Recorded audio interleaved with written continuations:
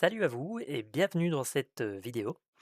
Ici, je vais vous apprendre à utiliser des inputs pour faire bouger des petits objets, que ce soit des voitures comme ça, des voitures comme ça, des petits hélicoptères, des choses de ce type-là. L'idée, c'est d'apprendre comment dans Unity on gère les inputs au niveau des boutons, des axes et des joysticks. Alors, c'est parti, on va apprendre tout ça. Pour pouvoir faire ça, je vous ai passé plusieurs librairies. Une pour les inputs, une pour avoir un steering car, c'est cette petite voiture-là, et une pour un hélicoptère. Comprenez que la voiture, ça va être des boutons, l'hélicoptère, ça va être des axes, et il y a un troisième bonus qui va servir pour les joysticks. On va aller dans le package manager de Unity, qui se trouve ici, Windows Package Manager. Et dans le package manager, on a un petit plus là-bas avec Git URL. On va rajouter l'URL de tickcollection.git, qui est une de mes boîtes à outils, et on va dire qu'on l'ajoute. Attention de bien faire attention que ça se finit par .git. On installe, on attend que ça s'installe, et voilà une boîte à outils mise dans votre projet. Elle va apparaître ici dans Package. Donc ça, c'est une boîte à outils que j'ai fait en ligne. Vous pouvez faire des boîtes à outils dans Unity. Et juste en mettant un petit fichier package.json, pouf, vous pouvez faire des trucs réutilisables dans vos projets.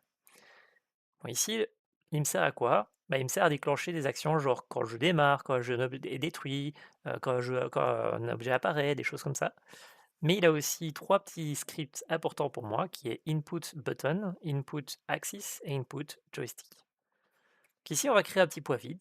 Ce petit poids vide, on va l'appeler moteur left front.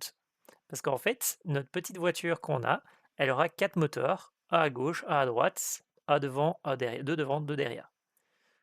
Donc vous voyez ici, voilà. Alors, on va rajouter un petit script ici qui s'appelle tickmono input button. Vous voyez ici, on a button c'est pour un bouton, axis c'est pour une donnée flottante, donc 0,3, 0,2, et joystick c'est quand on a un axe, c'est-à-dire un vecteur 2. Button, magnifique. Ce script, qu'est-ce qu'il nous dit? Il nous dit: «Donne-moi ce que le game designer décide de considérer comme un bouton. Moi, je vais l'écouter et si jamais il est, valide, je vais te dire s'il a changé ou pas, s'il est enfoncé ou s'il est relevé et je t'informe sur son état par un petit débugger ici qui permet de voir où on en est». Donc pour ça, il va nous falloir faire un input que le game designer va configurer. Donc on va créer un petit dossier ici underscore pour qu'on puisse ranger nos affaires, un petit dossier input pour qu'on puisse ne pas perdre tous nos clics et nos claques. On va aller ici en bas et créer un input action. Ce input action, en fait, c'est le mapping de votre jeu. Donc ici, on va l'appeler steercar input, voilà. On va lui donner une action map ici qu'on va appeler genre steercar. L'action map, il faut s'imaginer que vous faites un jeu par exemple où le personnage il doit aller dans un avion, puis dans un bateau, puis dans une voiture, puis à pied. Et en fait, c'est des différentes manières de mapper vos boutons. Il y a d'autres utilités, mais c'est pour vous résumer un peu l'idée. Dans ce map, on va dire quelles sont les actions possibles, non pas quelles sont les touches, mais quelles sont les actions possibles dans mon jeu. Est-ce que je peux sauter? Est-ce que je peux aller à gauche? Est-ce qu'il a besoin d'un double saut? Est-ce qu'il a besoin d'ouvrir un inventaire? Donc ici, nous, ce qu'on a besoin, c'est de activer le moteur de gauche en face. Voilà. On aura besoin aussi du celui de droite, celui de derrière à gauche et celui de derrière à droite. Magnifique. Ici, vous voyez, no binding, ça veut dire, vas-y, dis-moi quelle touche maintenant je dois enfoncer par rapport à cette action. Et ici, j'en rajoute une à tous parce que je vais vous montrer qu'on peut mettre plusieurs bindings. Donc ici, on va faire écoute au binding. Alors, j'ai eu un bug dans Unity, il ne voulait pas écouter. Donc du coup, j'ai dû le mettre à la main. Donc ici, je suis allé dans keyboard, puis j'ai poussé sur une touche qu'il a à 7, et vous voyez qu'il a mis keyboard 7. Alors c'est pas vraiment keyboard 7 qu'il faut que je mette, c'est numpad, parce que sinon ça va pas aller. Et dans la vidéo, je m'étais planté. Voilà, donc du coup je rectifie, hop hop hop, numpad. On va utiliser les 4 quads du numpad pour bouger notre voiture. Voilà, magnifique. Donc là, je vais te dire, ok, je vais avoir des actions qui est d'activer des moteurs de ma voiture, et voici les touches que je veux pour ces moteurs. Bon, on pourrait rajouter d'autres touches.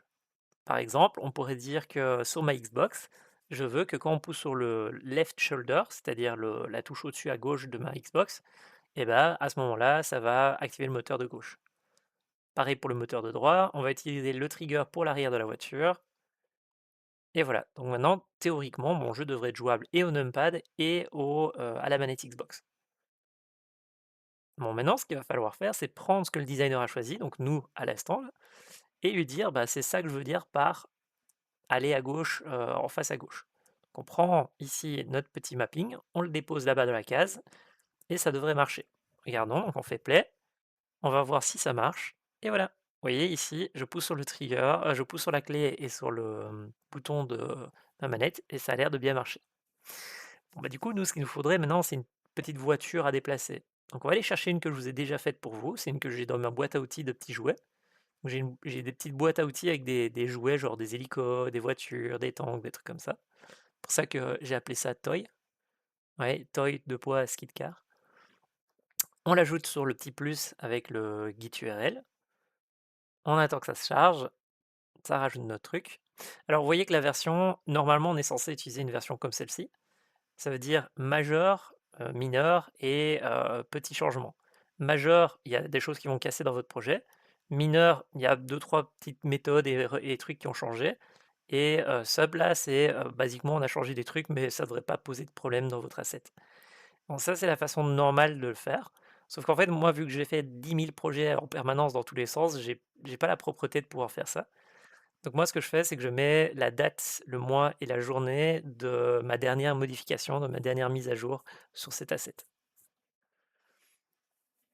Alors, ici, dans ma boîte à outils, on peut voir qu'il y a préfab.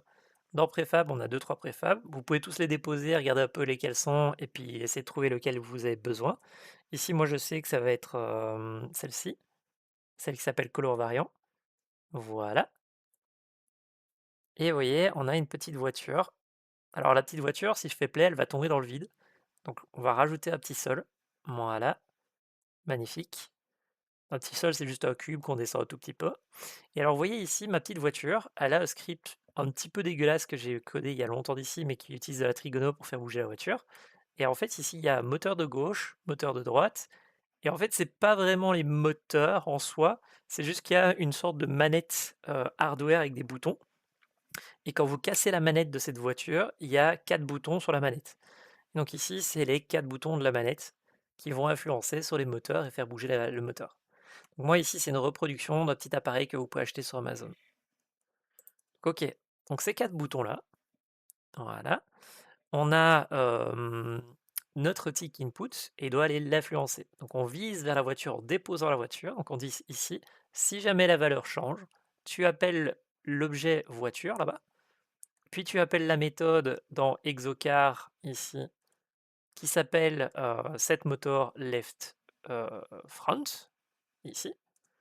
Et là, normalement, ça devrait faire bouger la voiture. Si on fait play, et voilà! Vous voyez, j'arrive à faire bouger la voiture. Alors, remarquez que ici, bah, je pousse à gauche, elle va bien à gauche, mais selon la façon dont vous réfléchissez, elle va à gauche ou à droite. Parce que, en fait, pour aller à gauche, il faut activer les moteurs de droite, et pour aller à droite, il faut activer les moteurs de gauche. Petite nuance. Bon ça, vous inquiétez pas, on n'y réfléchit pas, celui-là. On fait le moteur de droite, on fait le moteur ici de gauche arrière, le moteur de droite arrière, magnifique. Voilà. On met les inputs qu'on a fait ensemble en tant que game designer. Voilà. On met les petites méthodes l'une à une. Donc on appelle l'objet, on vise vers la bonne méthode. Voilà, move left near. On a 4 méthodes, on a 4 inputs. Magnifique. Alors, pour vous montrer un peu à quoi ça ressemble le code derrière tick button, le code que je vous ai fourni ici, ça ressemble à ça. Donc en fait, on a une classe Unity qui va observer non pas le bouton, mais qui va observer les changements de bouton. Donc dans l'ancienne méthode de Unity, ce qu'on faisait, c'est est-ce qu'il est enfoncé, est-ce qu'il est enfoncé, est-ce qu'il est enfoncé. Mais si quelqu'un clique très rapidement dans votre jeu, vous pouvez manquer l'événement parce que bah, vous n'avez pas checké. Enfin, le jeu, s'il rame et qu'il pousse vite, le gars, on loupe des inputs, ce qui est pas malin. Donc ici, plutôt que de faire ça, on dit bah écoute, je vais m'abonner et à chaque fois qu'il y a un changement, que je démarre ou que j'arrête une commande, tu vas m'informer de l'état de la manette. C'est ça que je suis en train de demander ici. Donc le Game Designer me donne un input action reference, qui est le fait de qu'est-ce que tu veux. Moi, je vais mettre des Unity Events, c'est-à-dire il y a quelque chose qui s'est passé. Il y en a où j'ai besoin de donner rien, et il y en a où j'ai besoin de dire quelle est la valeur qu'on a trouvée. Donc ici, dans le enable, je m'abonne. Il faut aller regarder un peu la doc pour comprendre ce que c'est. C'est des lambda expressions, ça, et ça, c'est des observeurs, enfin des événements auxquels on peut s'abonner. On a le contexte, on a l'information du contexte. On dit bah, contexte, quelle est la valeur actuelle en termes de flottant? Si elle est supérieure à 0,5, c'est qu'elle est enfoncée. On compare avec la valeur qu'on a dans notre inspecteur précédemment. Si elle est différente, bah, c'est que la nouvelle valeur est différente, donc il y a un changement. Il y a un changement, donc on invoque en disant voilà quel est le nouvel état du bouton. S'il est enfoncé, bah, je te préviens qu'il est enfoncé. S'il est relevé, je te préviens qu'il est relevé. Tada! Magnifique. Ce qui nous donne ces jolies petites interfaces qu'on va pouvoir connecter ensemble. De l'autre côté, dans la voiture, à quoi ça ressemble? Bah, en fait, pour pouvoir changer une variable, vous ne pouvez pas. Il faut appeler une méthode qui change une variable. Vous voyez ici, il y a plein de méthodes un petit peu dégueulasses, parce que je me souviens que j'avais codé ça en ayant une bière dans le nez. Mais basiquement ici, voilà, on a une méthode publique void setMotor left front qui prend un booléen et qui va faire quelque chose. Ce quelque chose, c'est de changer la variable, et dans l'update, on va se servir de cette variable pour savoir s'il faut tourner à gauche ou pas. Donc basiquement, vous voyez, ces quatre méthodes-là, vu qu'elles sont publiques et qu'elles demandent une variable booléenne, bah, je peux les appeler depuis mon Unity Event, ce qu'on a fait juste avant. C'est ça un peu l'idée. Alors, du coup, maintenant, qu'est-ce que ça donne? Bah, si je fais play, normalement, je devrais pouvoir la bouger. Hop, hop, donc là, c'est juste pour vous montrer que bah, j'ai pas besoin des inputs pour bouger ma voiture, hein, ici. Je clique sur les booléens et ça me permet de changer. Pourquoi est-ce qu'on sépare les inputs de la donnée, comme je viens de faire ici, de ne pas mettre les deux l'un dans l'autre dans le même script?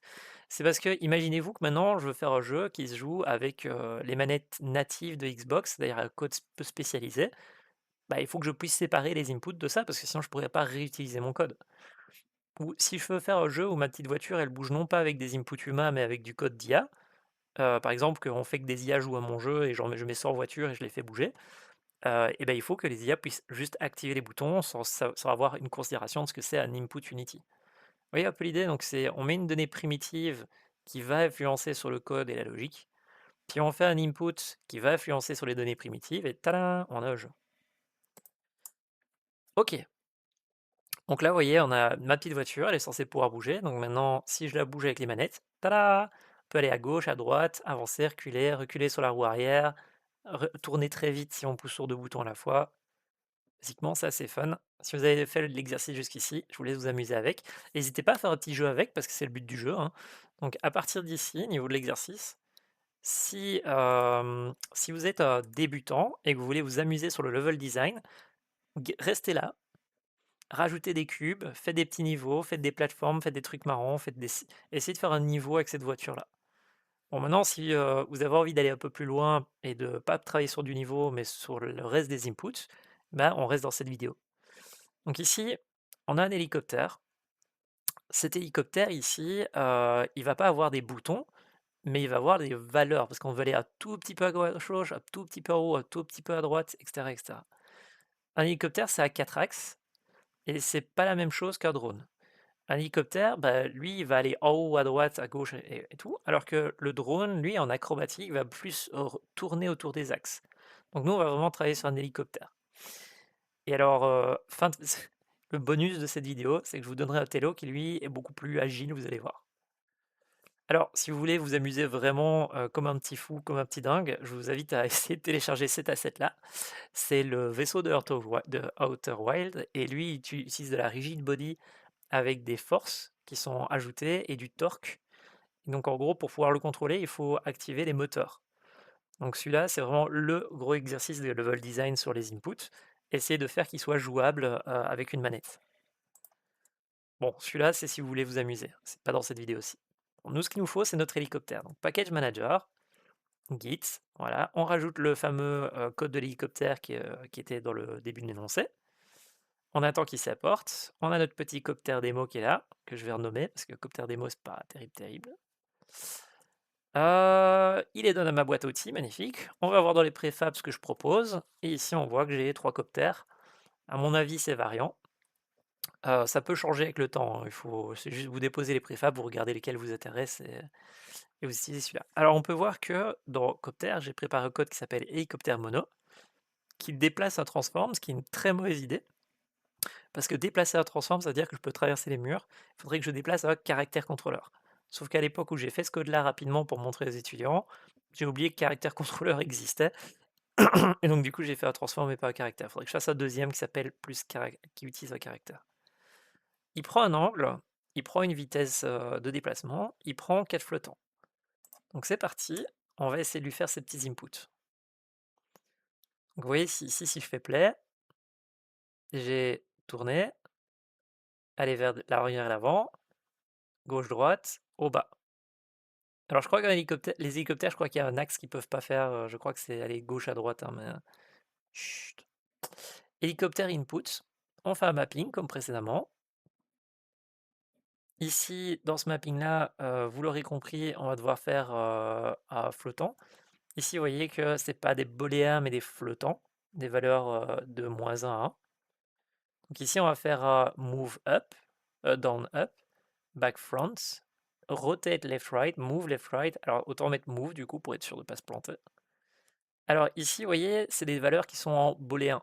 Donc ici, si j'essaye d'ajouter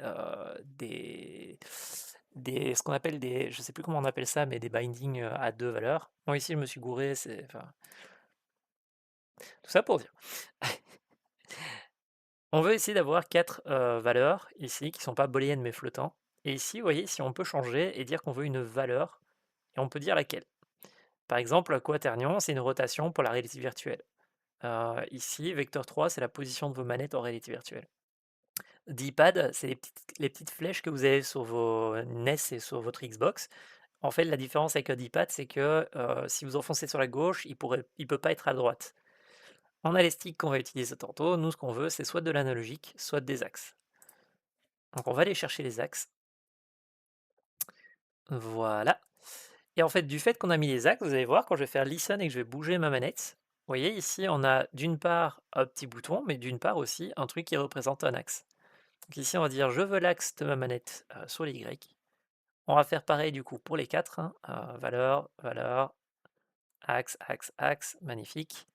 On fait écoute, on bouge la manette, on fait écoute, on bouge la manette, on fait écoute, on bouge la manette. Et nous voilà avec les axes de la manette. Admettons, vous voulez tester votre jeu et vous n'avez pas votre manette sur vous, comment vous faites? Alors on va rajouter ici, pas celui-là, je me suis planté, regardez pas celui-là, juste le temps que je me plante. Ça, c'est si vous voulez faire un truc avec contrôle, majuscule et des trucs comme ça, quand il y a modificateur.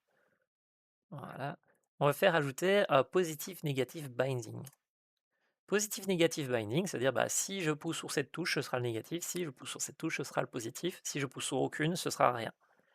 Donc le négatif, c'est le numpad 1, le positif, c'est le numpad 7, comme ça je vais dire bah, ça me permet de monter et de descendre. Et du coup, bah, il faut que je rajoute ça au 4. Donc c'est parti, on ajoute un binding. Bon, ici je me suis planté.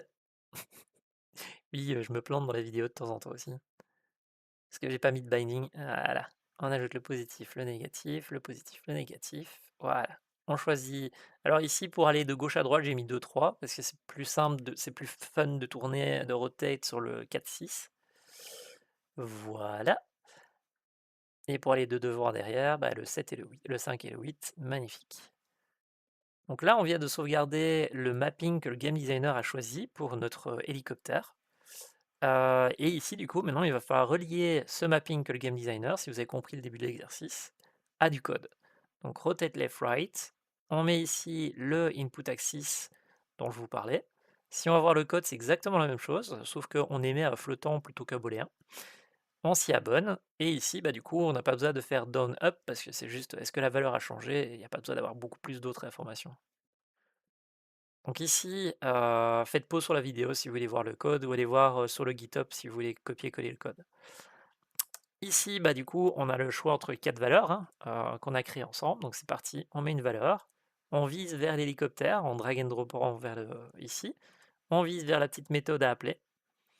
Et ici, on peut voir que effectivement, on a rotate, move, et donc du coup, il n'y a plus qu'à rejoindre le tout. Donc on met rotate, on fait un petit test pour voir si ça marche. Alors ici, j'ai remarqué que... attends, je reviens en arrière.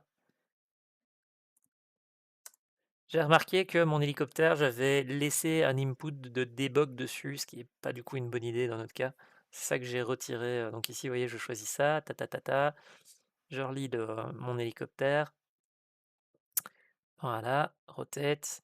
Et là, quand je regarde, j'ai vu qu'il y avait hélicoptère input mono, qui est en fait un script par défaut que j'ai donné si jamais l'exercice n'avait pas dit. Ici, si l'exercice devait tenir que sur l'hélicoptère, j'ai fourni un truc d'exemple où je m'abonne à rotate le gna gna gna gna gna. Donc celui-là, je vais le retirer parce que dans le cas ici, on veut faire notre propre input. Voilà, magnifique. Poudou, poudou, poudou, poudou. Magnifique. Bah, testons si ça marche déjà pour le fait de tourner, hein. Donc j'arrive à tourner à gauche, j'arrive à tourner à droite, avec la manette et avec le clavier. Ça a l'air. Vous voyez, il y en a un qui est précis, il y en a un qui est littéral, où c'est -1, 0, 1. Donc maintenant que ça marche pour celui-là, on va rajouter les trois autres, hein. Donc move down, yop yop yop, move backward, forward, pas faire de faute d'orthographe, move left, right, magnifique. On rajoute le script input axis.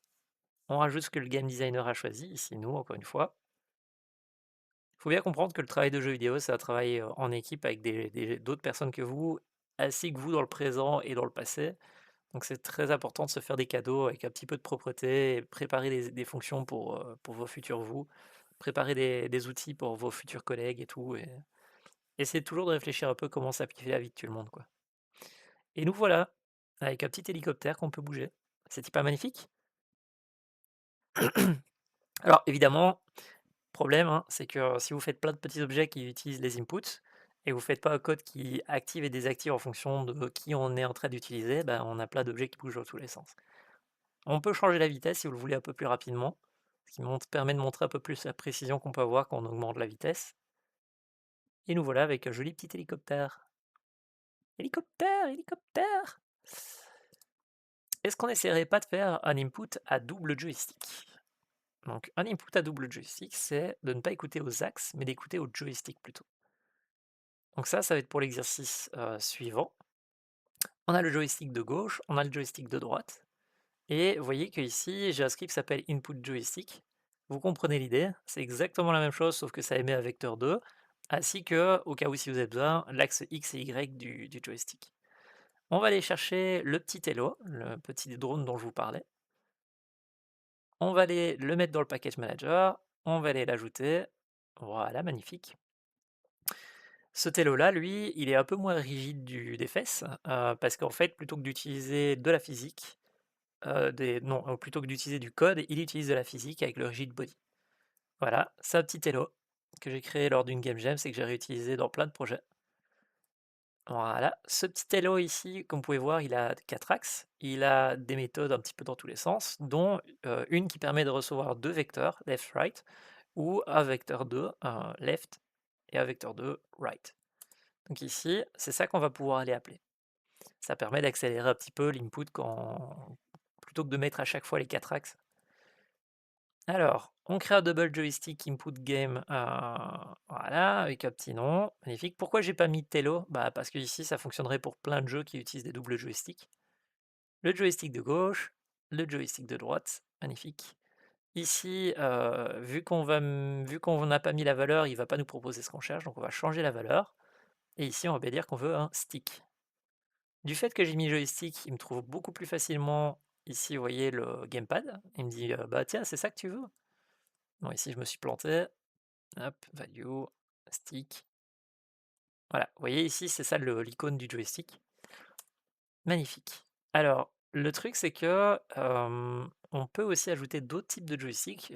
Les flèches, ils sont pas, mais il y a un type de joystick ici qui est qui est un petit peu différent.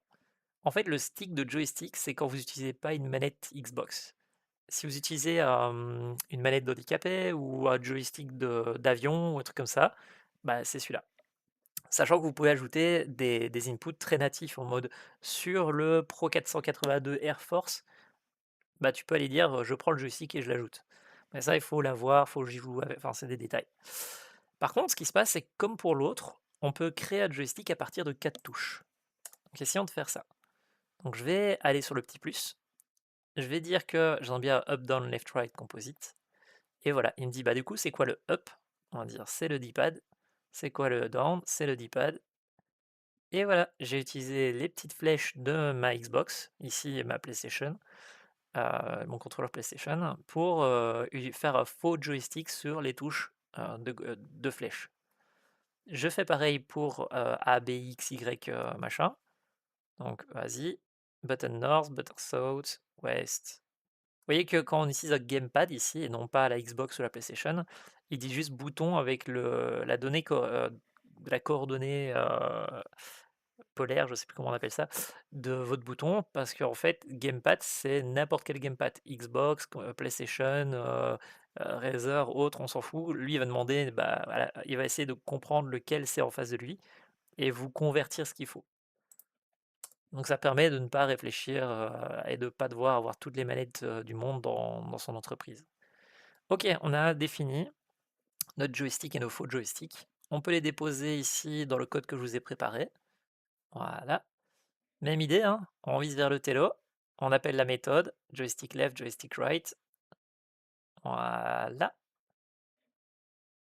Magnifique.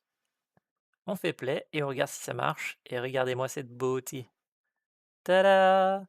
Gauche, droite, tourner, un petit peu, vous voyez comme ça. Donc ça va être ça va être un peu le truc un peu chaud avec Unity et tous les game engines.